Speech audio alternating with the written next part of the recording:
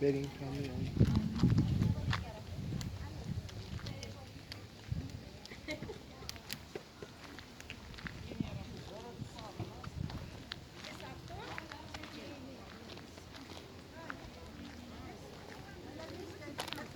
سلام دوستان، امیدوارم حالتون خوب باشه. امروز اومدیم یه جای خیلی قشنگ رو از نزدیک ببینیم. اینجا شهر تاتبه و اینکه خیلی از زیبایی های اینجا شنیدم. بریم با هم دیگه این جای قشنگ رو از نزدیک ببینیم.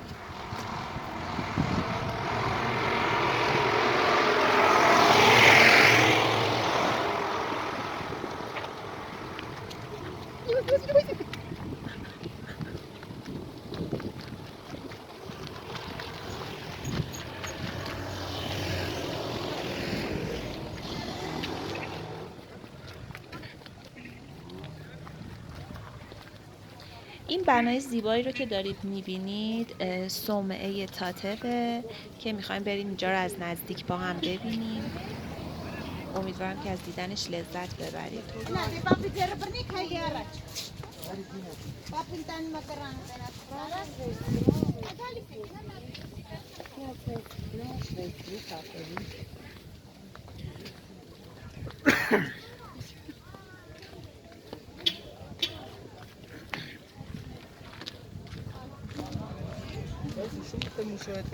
این قسمت اینجایی که میبینید قبل از رسیدن به در ورودی صومعه یک سری فروشندهایی هستن که صنایع دستی، نان محلی، خشکبار، نوشیدنی های الکلی، خیلی چیزای دیگه این کشور رو میفروشن و تاریخ و فرهنگشون رو معرفی میکنن به توریست ها و کسایی که میان اینجا رو از نزدیک میبینن.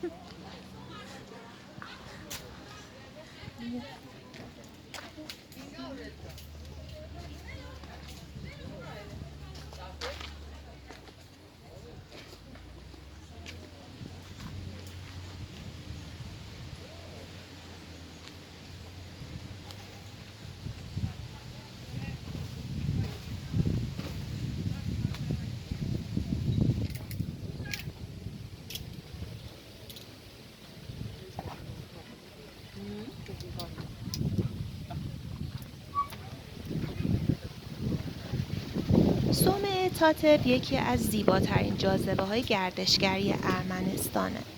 هر کسی که قصد سفر به ارمنستان رو داره و به خوبی در مورد جاهای دیدنی این کشور تحقیق کرده میدونه که صومعه تاتب باید بین لیست جاهایی که میخواد ازش بازدید کنه باشه.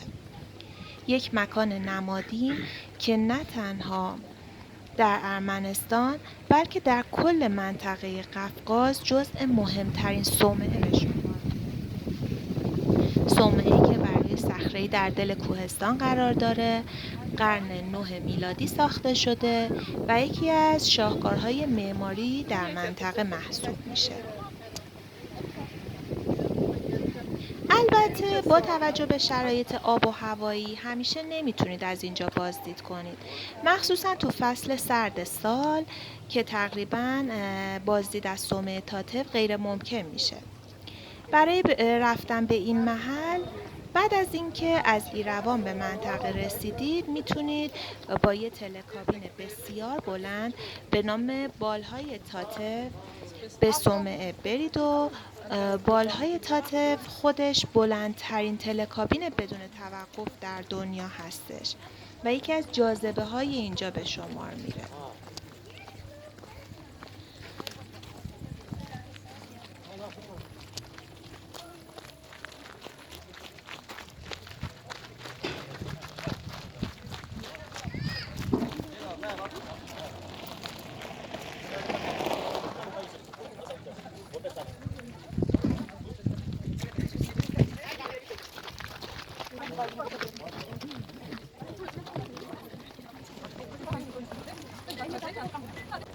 اینجا قسمت ورودی صومعه تاتف هستش.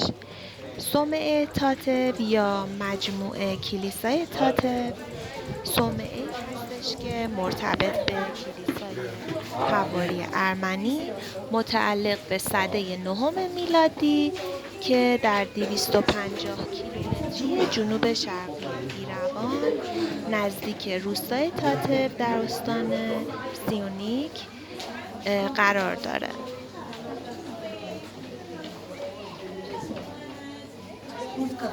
صومعه تاتف متشکل از 3 کلیسا هستش به نام‌های کلیسای بوقوس پتروس مقدس، کلیسای مریم مقدس و کلیسای گریگور مقدس. در سال 1995 میلادی به عنوان میراث جهانی یونسکو ثبت شده.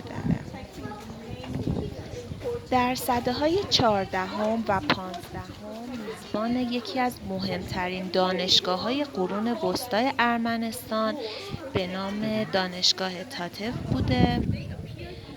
دانشگاه تاتف وقف ترویج علم، مذهب، فلسفه و تکثیر کتاب‌ها و پیشرفت نگارگری ارمنی شده بود.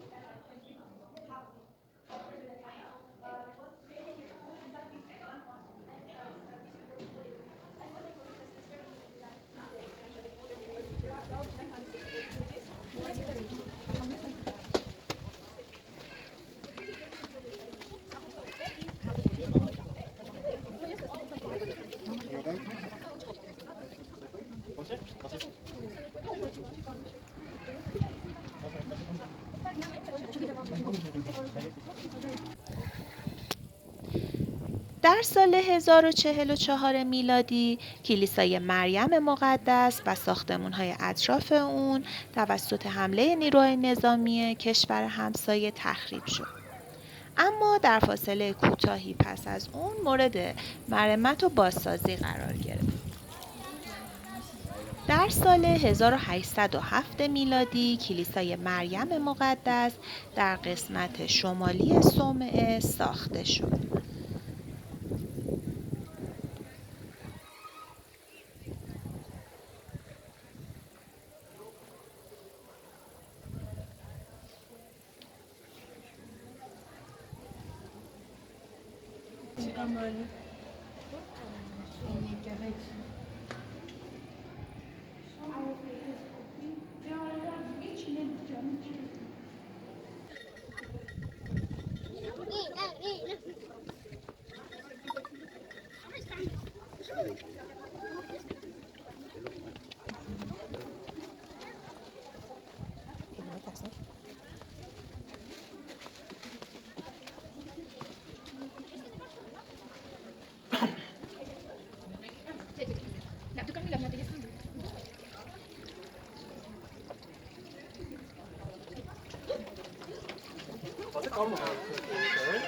در سده 12 میلادی پس از حمله سلجوقیان و رخداد زلزله‌ای صومعه آسیب گسترده و قابل توجهی را متحمل شد. در سال 1170 میلادی ترکان سلجوقی در طی حمله‌ای باعث خسارات بیشتر و سوزاندن 10,000 نسخه خطی شدند.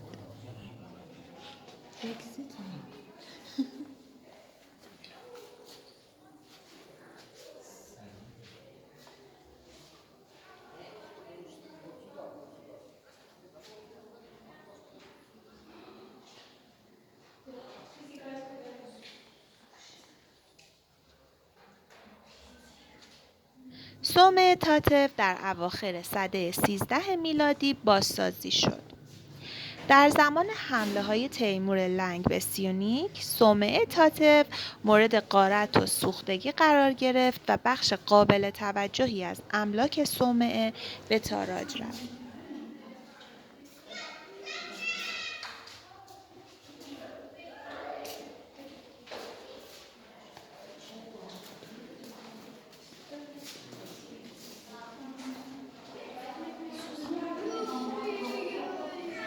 در طی حکومت شاهرخ فرزند تیمور لنگ، صومعه تات‌و دوباره مورد دسترازی تیموریان قرار گرفت.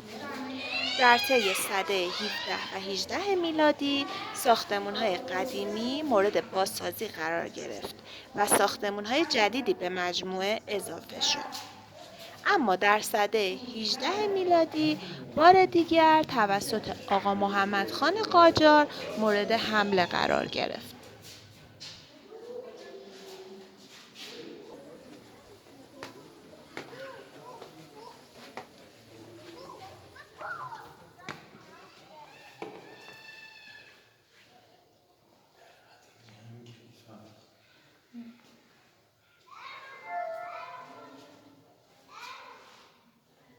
اینم درای همینجا هست، همین اتاق هست.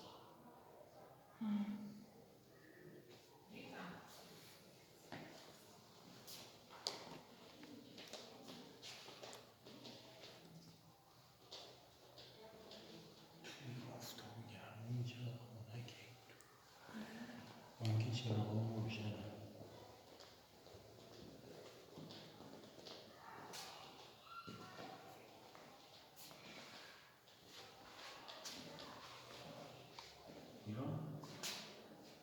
خاطر این خونکه این فاصله داره، بعد پنجره نداره.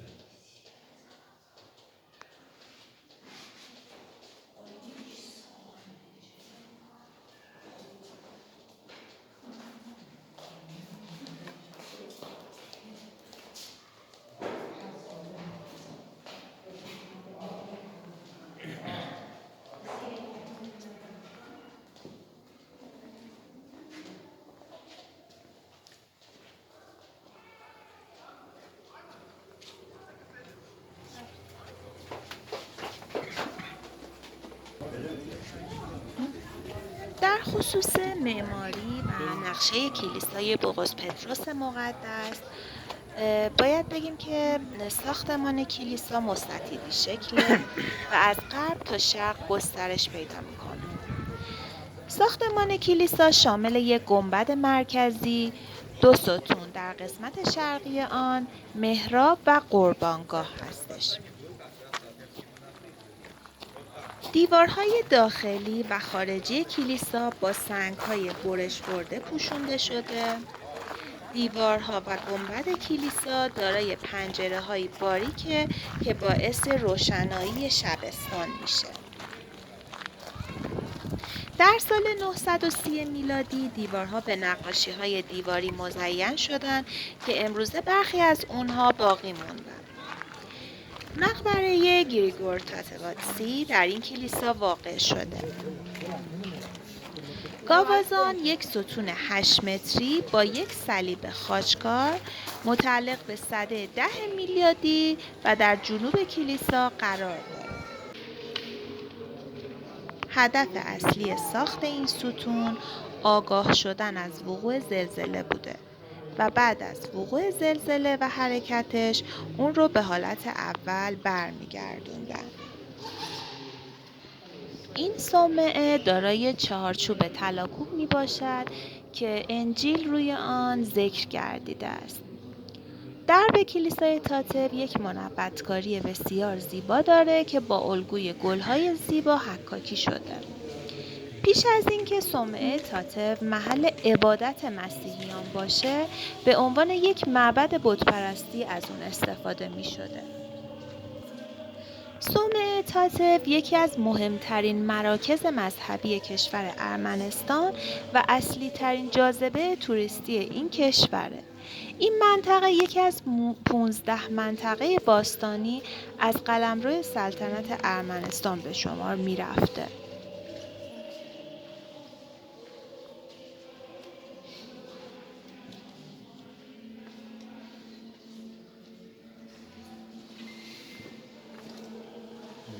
سوپ گریگوری تاتویان واگن.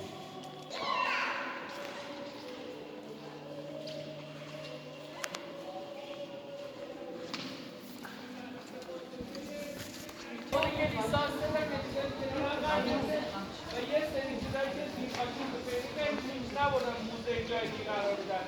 گذشته کلیسا چی بوده؟ چجوری مرمت شده؟ به کجا رسیده؟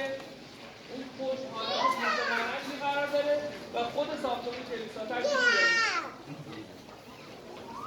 همین که من دیدم گفتم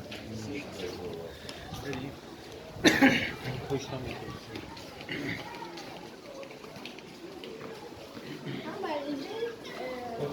مجموعه تفریحی تاریخی تاتر یکی از پروژه‌های بنیاد توسعه ارمنستان بوده که با سرمایه‌ای حدود 20 میلیون دلار به عنوان یک سرمایه‌گذاری بخش خصوصی و با بکارگیری متخصصان سوئیسی به سرانجام رسیده.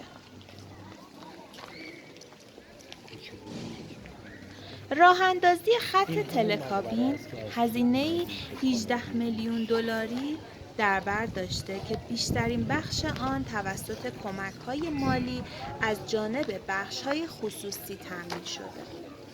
در این خط 2 کابین 25 نفره حرکت می‌کنند که استفاده از آنها برای بومیان منطقه رایگان بوده.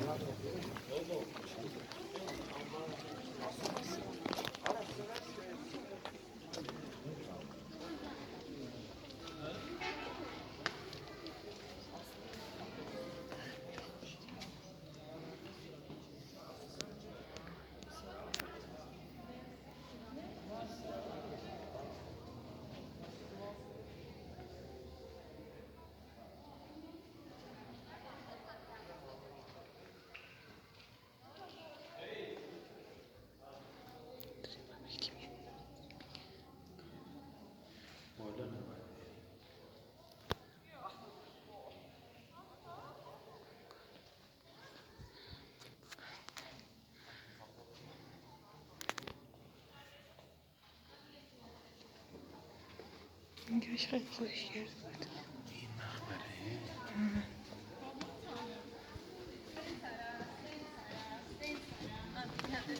اینم حوزه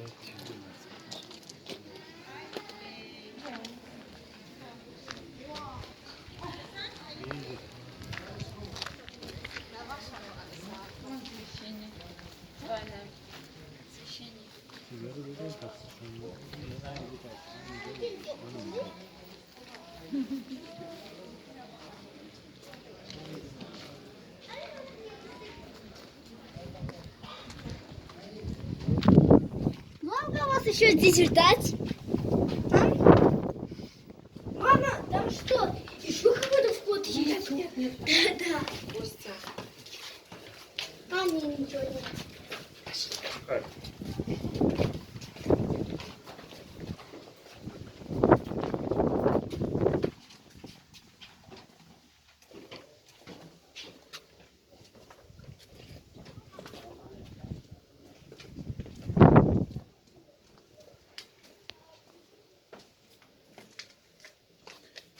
آبای قدیمیه که از اینجا آب میریخته میرفته توی چیز رودخونه.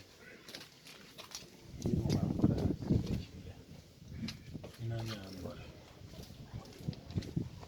اینجا کن به سر آمد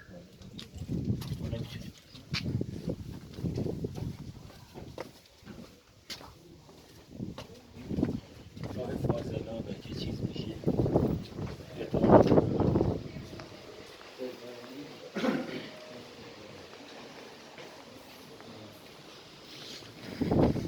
دقیقا.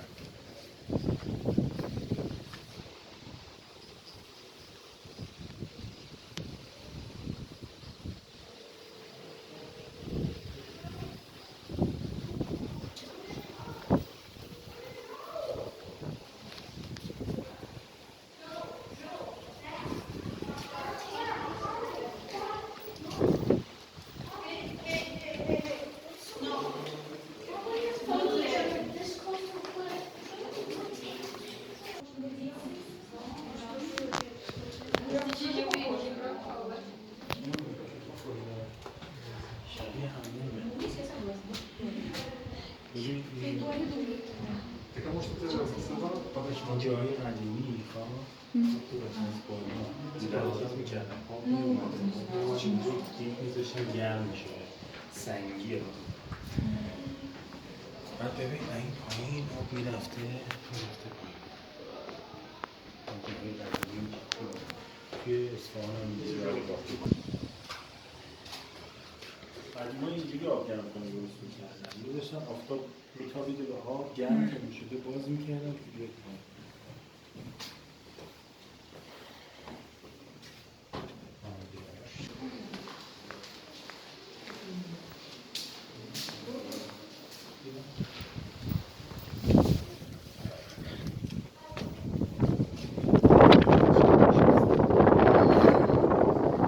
از اون میومده پایین میومده اینجا اینجا سرازیر میشده اینجا خب اینجا یه چیز این شکلی داره خب بریم بیرون بهت نشون بدم یه چیزی مثل اینجوری جست اینجوری نگه داشتیم که آب میریزه اونجا که باز که میکنن اینجا خودشون رو میشونه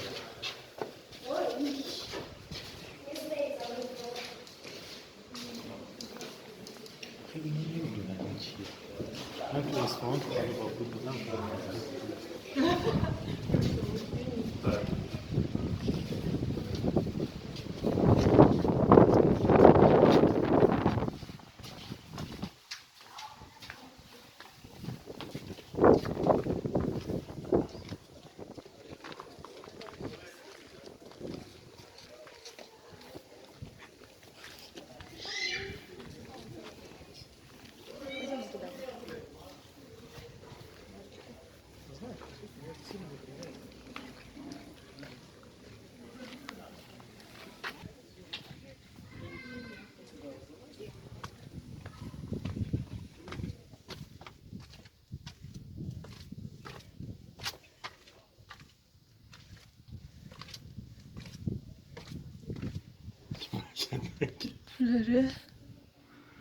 مثل فیلم های قدیمیه به قلعه حمله میکنن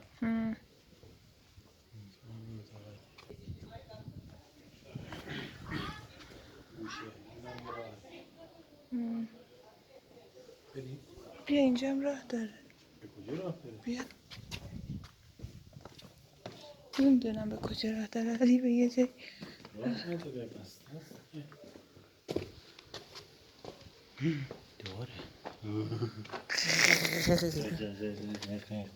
دیگه نه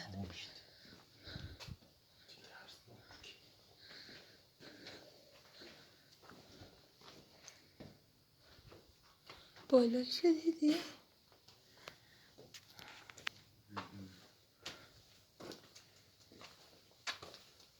قلعه بوده کلیسا ساختن واسه همون تمپلرها بوده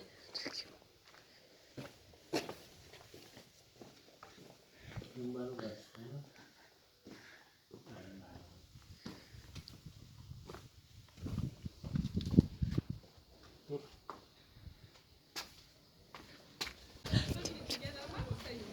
صومعه تاتق در 35 کیلومتری گوریز درست در کنار دهکده کوهستانی با همان نام تاتق واقع شده. این مکان حدود 20 کیلومتر از ایروان دوره. حدود 4 ساعت و نیم طول میکشه تا از ایروان به تلکابین برسید. برای رفتن به صومعه تاتق روش‌های مختلفی وجود داره بسته به هزینه‌ای که میخواین انجام بدید. از طریق تاکسی ساده ترین روش برای اومدن به تاتقه. از طریق اجاره ماشین، از طریق تورهایی که از ایروان به مقصد تاتق برگزار میشه و یا خودروی شخصی، اتوبوس‌هایی که از ایران به سمت ارمنستان میاین و روش‌هایی که حالا میتونید پرسجو کنید و بهشون دست پیدا بکنید. امیدوارم که از این ویدیو لذت برده باشین و براتون آموزنده باشه و خیلی ممنونم که از کانال من حمایت میکنید و شیر و سابسکرایب میکنید.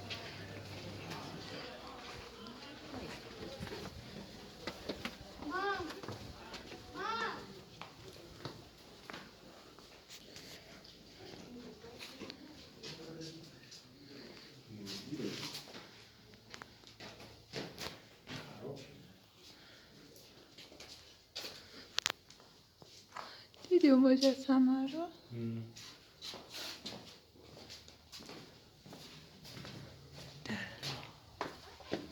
دره قدیمی است. آره